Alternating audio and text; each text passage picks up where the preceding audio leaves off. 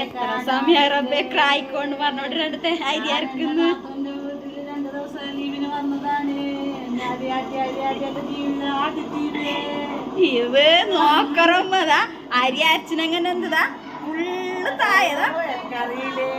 അറിയാത്ത പണിക്ക് പോയതാണ്. പുറത്തേക്ക് വരെത്തിന് അങ്കി ഇരട്ടിപ്പണി. എന്നിട്ട് ക്രാവുന്നു രണ്ട തായെന്ന് പറയാ ഇല്ല നീ മാവ് അങ്ങനെ പല്ല് വായിലിടലാരി